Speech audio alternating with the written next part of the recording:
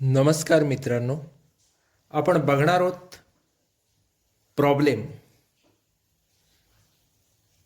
Stock व्हॅल्युएशनवर आधारित FIFO method आणि weightage average method यांच्यावरती November 2016ला विचारलेला प्रॉब्लेम जो युनिव्हर्सिटी ऑफ मुंबईला आहे तो आपण आता बघणार आहोत. प्रॉब्लेम बघूयात. Following are the purchases and sales of materials in the month of March 2018. Prepare store ledger showing valuation of stock on basis of FIFO and weightage average cost method. Date आहे, purchases दिलेले आहेत, त्याचे rate आहेत आणि date आणि सेल्सचे unit आहेत. 1 मार्चला आपला परचेस आहे 1200 युनिटचा, 3.80 रेट आहे. 6 मार्चला आपला सेल आहे 300 युनिट्सचा. 7 मार्चला 600 युनिट्सचा परचेस आहे, 4 रुपीज रेट आहे. 12 मार्चला 200 युनिट्सचा सेल आहे. 20 मार्चला 400 युनिट्सचा परचेस आहे, 4.20 आपला रेट आहे पर युनिट. 25 मार्चला आपला सेल आहे 400 युनिटचा. 29 मार्चला आपला परचेस आहे 800 युनिटचा, 4.40 रेट आहे पर युनिट. 31 मार्चला 300 युनिटचा आपला सेल आहे. मित्रांनो, अजून एक गोष्ट आपल्याला दिली आहे की out of purchase of 7 March 100 units were return to supplier on 9 March. 7 मार्चच्या परचेसपैकी 100 युनिट 9 मार्चला आपण रिटर्न केलेले आहेत. पहिल्यांदा आपण फिफो मेथडनं हा प्रॉब्लेम सोडवू आणि नंतर वेटेज ॲव्हरेज कॉस्ट मेथडने. मित्रांनो, जेव्हा आपण स्टोअर लेजर अकाउंट बघतो तेव्हा मी इथं आखलेलं आहे बघा, स्टोअर लेजर अकाउंट, खाली म्हणायचं फिफो मेथड. कॉलम्समध्ये पहिला कॉलम डेट आहे, दुसरा कॉलम पर्टिक्युलर्स आहे. डेट आणि पर्टिक्युलर्स. त्याच्यानंतर 3 महत्त्वाचे कॉलम आहेत, परचेस, सेल्स आणि बॅलन्स. परचेसेसमध्ये 3 कॉलम आहेत बघा, युनिट रेट अमाऊंट. तसेच सेलमध्ये 3 कॉलम आहेत, युनिट रेट अमाऊंट. बॅलन्समध्ये पण 3 कॉलम आहेत, युनिट्स, रेट आणि अमाऊंट.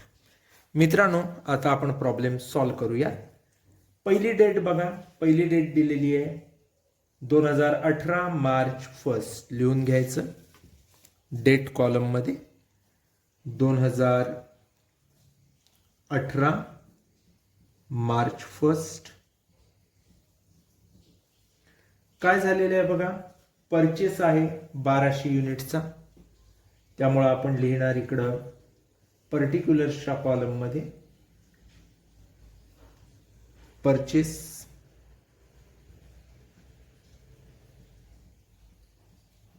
1200 युनिट आहेत. रेट काय दिला आहे बघा, 3.80. 1200 गुणिले 3.80 केलं की आपल्याला अमाऊंट मिळेल. किती येते अमाऊंट बघा, 4560. कॅल्क्युलेटरवरती कॅल्क्युलेशन करा. सेलमध्ये काहीच नाही आहे. आता जो परचेस आहे तोच आपला काय असणार, बॅलन्स लिहून टाका. 1200 युनिट 3.80 प्रमाण 4560. हे झालं आपलं पहिलं ट्रान्झॅक्शन. पुढची तारीख बघा, मार्च 6. 6 मार्चला काय झालंय बघा, सेल आहे 300 युनिटचा सेल. परचेसेसमध्ये डॅश म्हणायचं कारण सेल आहे डायरेक्ट. सेल आहे 300 युनिटचा, युनिट 300. आपल्याकडे जे युनिट 1200 होते त्यातले 300 गेले म्हणजे बॅलन्स किती राहायला पाहिजे, 900. रेट 3.80 आहे आपला. 300 गुणिले 3.80 किती येतात बघा, 1140. आता 1200तनं 300 गेलेत, राहिलेत ते 900 आणि या 900ला 3.80 गुणलं की आपल्याला क्लोजिंग बॅलन्स मिळेल 3420. मित्रांनो, एक लक्षात घ्या, 3420 आणि 1140 याची टोटल 4560 येते. म्हणजे ती येणारच, पण एक ताळा म्हणून आपण करून बघायचं आपण केलेलं कॅल्क्युलेशन बरोबर आहे का. त्याच्यानंतर पुढची तारीख बघा, पुढची तारीख आपल्याला दिसेल मार्च महिन्यामधलीच आहे, ती 7 मार्च. 600 युनिट 4 रुपयाप्रमाणे परचेस केलेले आहेत. March 7 purchases 600 unit 4 रुपयाप्रमाणे. 6 चोक 2400 रुपये येतील. आता बॅलन्स काढत असताना पहिले आपले 900 युनिट आहेत ते घ्यायचे आणि नंतर हे 600 युनिट घ्यायचे. 900 युनिट आपला बॅलन्स होता 3.80 प्रमाण 3,420 आणि आत्ताचे हे आपले जे 600 युनिट आलेत ते 600 युनिट 4 रुपयाप्रमाण 2,400. करेक्ट. आता पुढची तारीख बघायची. 7 तारखेनंतर आहे 12 मार्च. पण त्या 12 मार्चला जाण्यापूर्वी एक ॲडजस्टमेंट आहे बघा खाली. Out of purchases of 7th March 100 units were return to supplier on 9th March. त्यामुळे 9 मार्चला आपल्याला एक ट्रान्झॅक्शन करावं लागेल. आपण जो 7 मार्चला 600 युनिट परचेस केलेले आहेत त्या 600 युनिटपैकी 100 युनिट आपले काय होणार आहेत, परत जाणार आहेत. त्यामुळे ते आपण घेऊयात. रिटर्न्स 100 युनिट गेलेत. रेट आहे आपला त्या तारखेचा 4 रुपये म्हणजे झाले 400. सेलच्या कॉलममध्ये त्याची एंट्री करायची, पण ॲक्च्युली ते रिटर्न्स आहेत. आता 900 युनिट होते ते आपले तसेच राहिले 3.80 प्रमाण 3,420. 600चे मात्र 100 गेल्यामुळं झालेले आहेत 500 युनिट 4 रुपयाप्रमाण 2,000. अत्यंत साधी सोपी गोष्ट आहे. त्याच्यानंतर मार्च 12 बघायचं. सेल आहे आपला 200 युनिटचा. पुढची तारीख म्हणायची मार्च 12. सेल्स जर बघाल तर डायरेक्ट परचेस कॉलमला डॅश करायचं. किती युनिटचा सेल आहे, 200. आता घेताना पहिले घ्यायचे आपले जे 900 युनिट आहेत त्याच्यापैकी 200 घेतले. 3.80 आपला रेट आहे. आले किती बघा, 760. आपली मेथड फिफो आहे त्यामुळं अगोदर जे आलेले आहेत 900 ते संपवायचे, मग 500 कडे यायचं. 900तनं हे 200 गेले, राहिले किती 700 युनिट. 3.80 प्रमाण 3,420. 500 आहेत तसेच येतील 4 रुपयाप्रमाण 2,000. मित्रांनो, याच्या नंतर आपण जाणार आहोत पुढच्या भागाकडे. 12 तारखेनंतरची तारीख आहे 20 मार्च. 400 युनिट परचेस आहे 4.20 प्रमाण. मार्च 20 परचेसेस परचेस केला 400 युनिटचा. रेट आहे 4.20. 400 गुणिले 4.20 किती येतं बघा, 1,680 येईल. कॅल्क्युलेट करा. डॅश डॅश डॅश सेल्समध्ये. आता इकडे घेताना लास्ट कॉलमला 700 आणि 500 आपले आहेत जसेच्या तसे घ्यायचे. 700 युनिट 3.80 प्रमाण 3,420 आणि 500 युनिट 4 रुपयाप्रमाण 2,000. आता आत्ताचे आपले हे 400 युनिट घेणार 4.20 प्रमाण 1,680. अशा पद्धतीत आपण कॅल्क्युलेशन करणार. 20 नंतरची जी पुढची तारीख आहे आपली ती आहे 24 तारखेला 25 तारखेला सेल झालाय 400 युनिटचा. मार्च 25 सेल्स परचेसमध्ये डॅश. 400 युनिट विकलेले आहेत आपण. रेट आता हे जे पहिले 700 आहेत त्यातले आपल्याला 400 विकायला लागतील, म्हणजेच रेट असेल 3.80. 3.80 गुणिले 400 कॅल्क्युलेशन केलं तर येईल 1,520.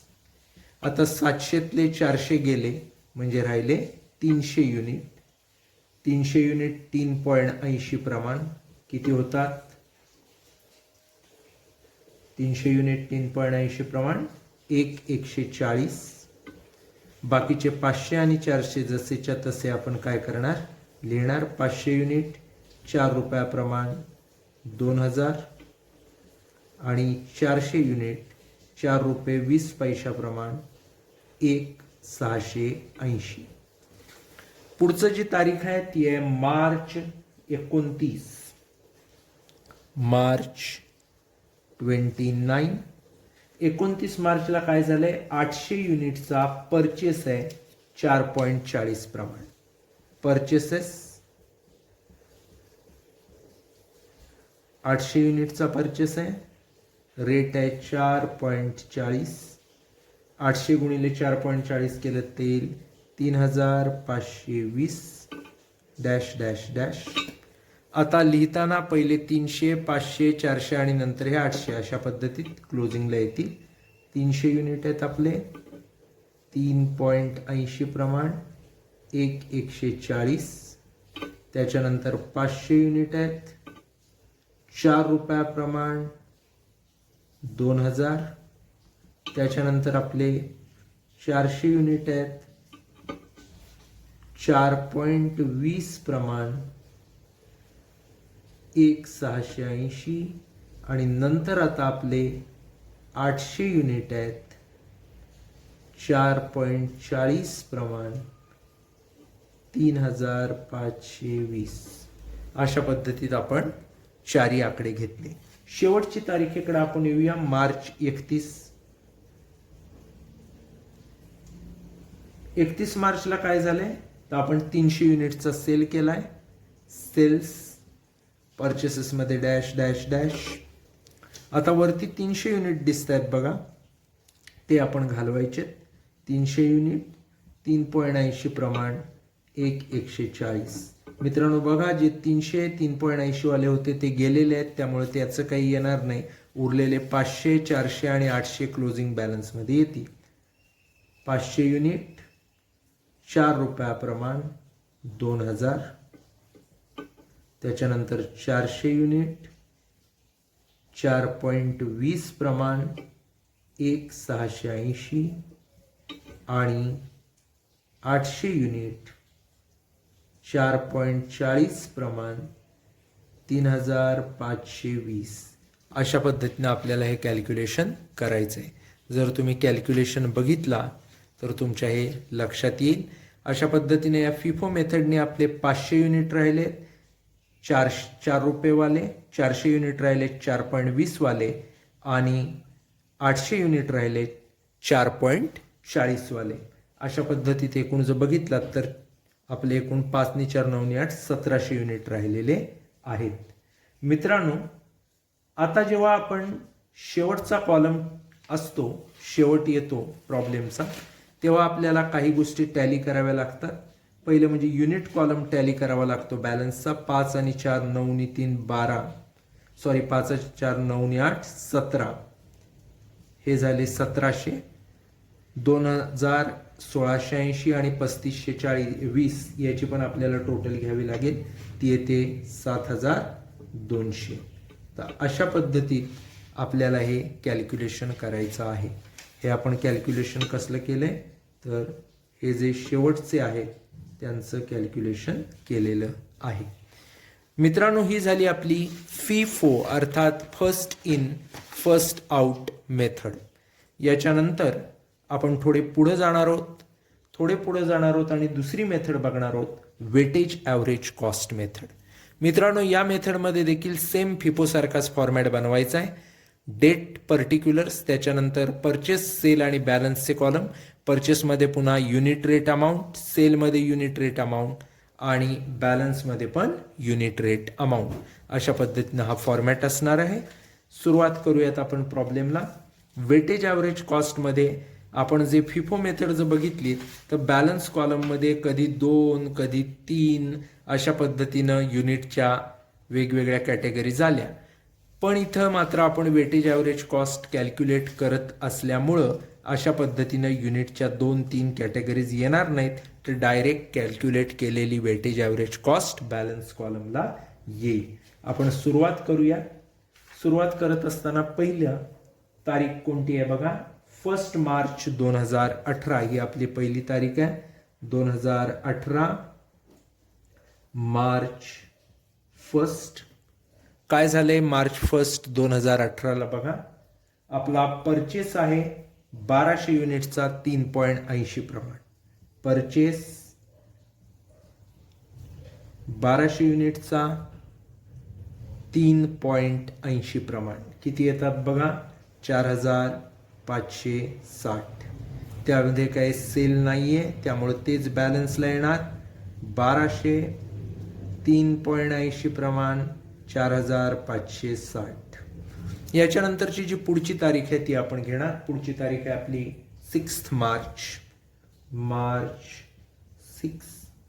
6 मार्चला आपला सेल आहे 300 युनिटचा. सेल्स परचेस मध्ये डॅश 300 युनिट 3.80 प्रमाण बघा किती येतात, 1140 येतील. 140. आता 1200तले 300 गेले म्हणजे राहिले किती, 900 युनिट. रेट आपला आहे 3.80 म्हणजे येतात 3420. मित्रांनो, इथपर्यंत हा प्रॉब्लेम जसा फिफोनं सोडवला तसाच होता. इथून पुढे तो थोडा बदलत जाईल. पुढचा परचेस आहे 7 मार्चला. मार्च 7 परचेसेस झालेले आहेत. 7 मार्चला जे परचेसेस झालेले आहेत ते कसे आहेत बघा, 600 युनिट 4 रुपयाप्रमाणे आपण घेतलेले आहेत. 600 युनिट 4 रुपयाप्रमाणे, 6 चोक 2400. आता जेव्हा फिफो मेथड होती तेव्हा आपण काय केलं असतं, पहिले वरचे 900 आहेत ते जसेच्या तसे लिहिले असते, मग हे 600 खाली लिहिले असते. पण वेटेज ॲव्हरेज कॉस्ट मेथडमध्ये असं होत नाही. तर वेटेज ॲव्हरेज कॉस्ट मेथडमध्ये आपल्याला काय करावं लागतं, तर वर्किंग करावं लागतं, वर्किंग नोट करावी लागते आणि त्या माध्यमातून वेटेज ॲव्हरेज कॉस्ट काढावी लागते. काय फॉर्म्युला आहे वेटेज ॲव्हरेज कॉस्ट कॅल्क्युलेट करण्याचा, तर तो बघूयात आपण. फॉर्म्युला अत्यंत सोपा आहे. Weighted average cost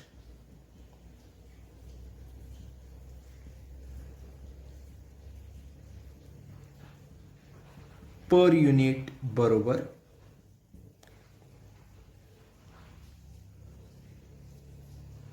cost of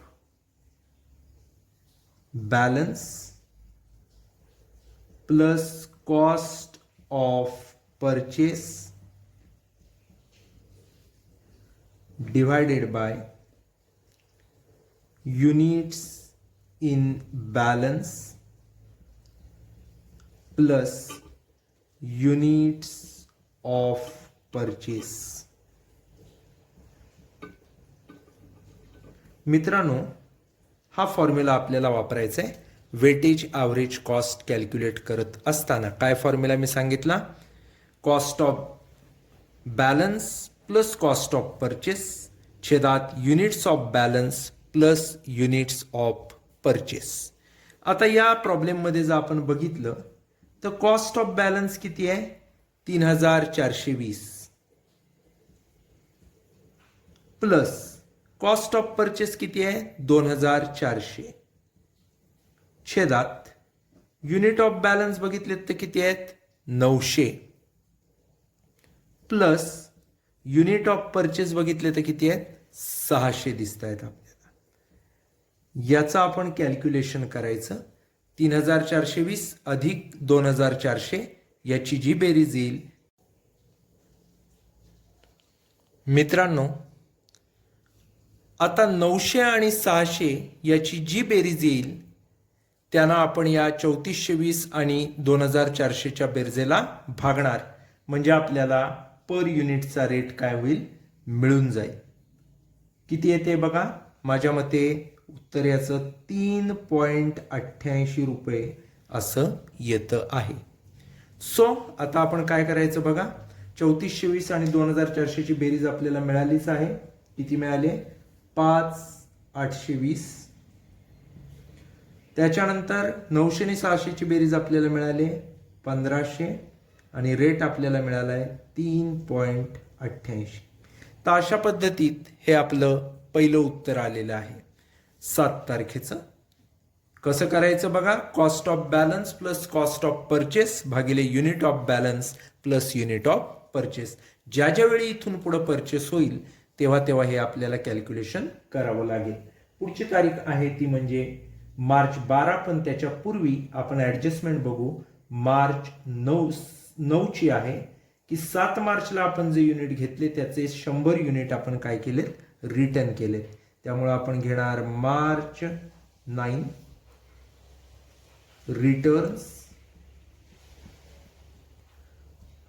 purchases मध्ये डॅश, रिटर्न्स असतील ते आपण सेल्स मध्ये घेतो 100 युनिट.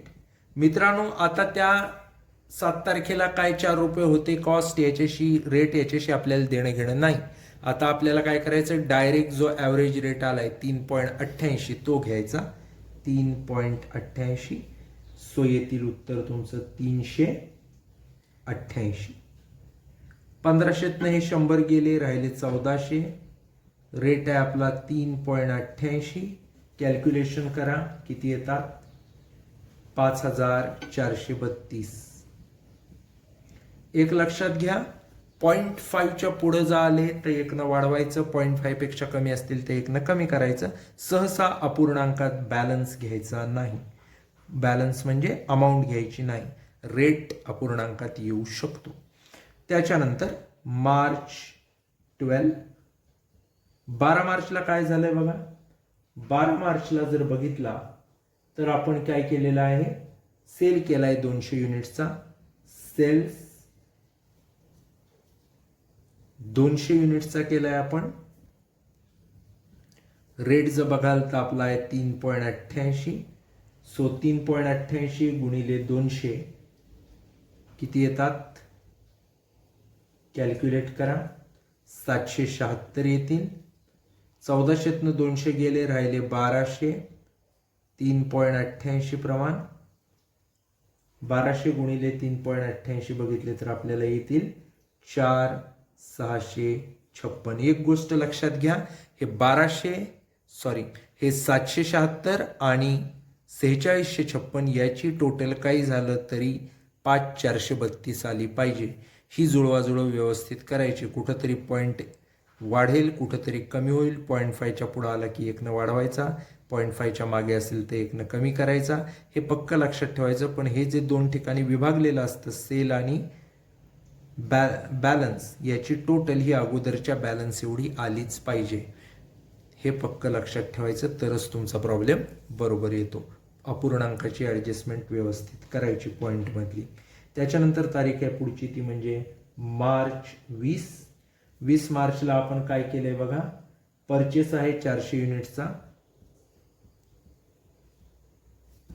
400 युनिटचा आहे. रेट आहे 4.20 म्हणजे येतील 1680. मित्रांनो जेव्हा पण परचेस होईल तेव्हा आपली वर्किंग नोट करणं हे आपलं काम असतं. कशी वर्किंग नोट करायची बघा, फॉर्म्युला लिहा पहिला. Weighted average cost per unit बरोबर cost of balance plus cost of purchase छेदात unit of balance plus unit of purchase. अशा पद्धतीनं फॉर्म्युला लिहून घ्यायचा.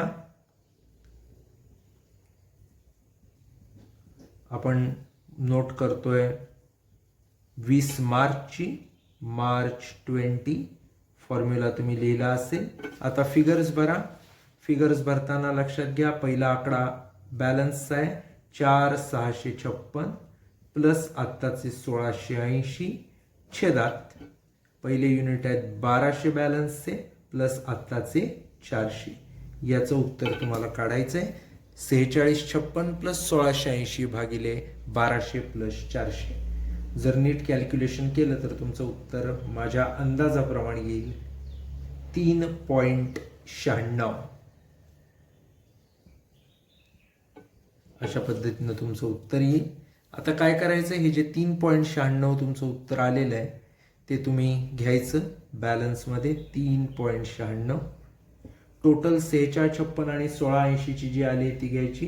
6336 माझ्यामध्ये तुमचे आले. त्याच्यानंतर युनिटची 1200 आणि 400 1600 युनिट अशी टोटल आलेली आहे. त्याच्यानंतर आपण जायचं मार्चच्या पुढच्या तारखेला. 20 नंतरची तारीख जर बघितली मार्चची तर आहे 25. 25 मार्चला आपण काय केलंय, तर 25 मार्चला आपला सेल झालाय 400 युनिटचा. सेल्स 400 युनिट, 1600तले 400 गेले म्हणजे 1200 राहिले. रेट जर बघाल तर आहे 3.96. आता 400 गुणिले 3.96 जर आपण बघितला तर आपलं येतं उत्तर 1,584. 3.96 आपला रेट. 1200 युनिट राहतात. 1200 गुणिले 3.96 जर नीट कॅल्क्युलेशन केला तर येतील 4,752. एक गोष्ट लक्षात ठेवा, 4,752 आणि 1,584 याची टोटल 6,336च आली पाहिजे. तसंच 1200 आणि 400 याची टोटल 1,600च आली पाहिजे. हे जर आपण पथ्य पाळलं तर प्रॉब्लेम कुठेही चुकण्याची शक्यता नाही. पुढची तारीख आहे ती म्हणजे मार्च 29. परचेस आहे पुन्हा बघा, परचेस आहे आपण केलेला 800 युनिटचा. रेट आहे 4.40. 800 गुणिले 4.40 जर बघितलं तर येईल 3,520. आता मित्रांनो एक लक्षात घ्यायचं, परचेस झाल्यानंतर आपल्याला वर्किंग नोट काढावी लागते. नोट नंबर 3 करायची खाली. तारीख आहे आपली बघा मार्च 29. बघा किती आहेत ओपनिंग स्टॉकचा बॅलन्स 4,752 अधिक परचेसचा आहे 3520 छेदात युनिट आहेत तिकडचे 1200 अधिक इथले 800. काय उत्तर येतं कॅल्क्युलेट करा. 4752 प्लस 3520 छेदात 1200 अधिक 800. नीट कॅल्क्युलेशन केलं तर 4.14 असा तुमचा रेट काय होईल येईल. Per unit rate 4.14 per unit असं लिहायला विसरायचं नाही. Per unit rate 4.14. मित्रांनो हे एकदा कॅल्क्युलेशन आलं की आता टेन्शन नसतं. रेट लिहायचा 4.14. टोटल तुमची आलेलीच आहे 4752 आणि 3520 यांची 8,272 आणि तुमचा युनिटची टोटल 1200 आणि 800 आलेली आहे 2000. त्याच्यानंतर पुढची तारीख आहे मार्च 31. 31 मार्चला आपण पुन्हा सेल्स केलाय. 300 युनिटचा आपला सेल्स आहे. सेल्समध्ये घ्यायचे युनिट 300. रेट आता आपला आहे 4.14. 4.14 गुणिले 300 याचं जर आपण कॅल्क्युलेशन केलं तर येतं 1241. हे ॲडजस्टमेंटसाठी आपण केलंय. 1242 ॲक्च्युअलमध्ये येईल पण मग पुन्हा आपलं कॅल्क्युलेशनचा प्रॉब्लेम होईल. 1700 युनिट राहतात. 2000 मधले 300 गेले की 4.14 प्रमाणे त्याचं कॅल्क्युलेशन केलं तर येईल 7031. मित्रांनो 7031 आणि 1241 टोटल 8272 येते. तुम्ही म्हणाल की इकडं 1242 तिकडं 7030 असं काही येईल पण ते ॲडजस्ट व्यवस्थित करून घ्यायचं म्हणून आपण तसं 1241 आणि 7031 असं ॲडजस्ट केलेलं आहे. तर अशा पद्धतीनं वेटेज ॲव्हरेज मेथडनी प्रॉब्लेम सोडवला जातो. 1700 युनिट इथं आलेले आहेत बघा. तुम्ही जर फिफो मेथडमध्ये बघितलं तर तिथं देखील आपले युनिट 1700च आहेत. हे एक सांगण्यासारखी गोष्ट आहे. तर अशा पद्धतीत आपण फिफो मेथड आणि वेटेज ॲव्हरेज मेथडचा वापर करून हा प्रॉब्लेम सोडवलेला आहे. या ठिकाणी आपण थांबूयात. नमस्कार.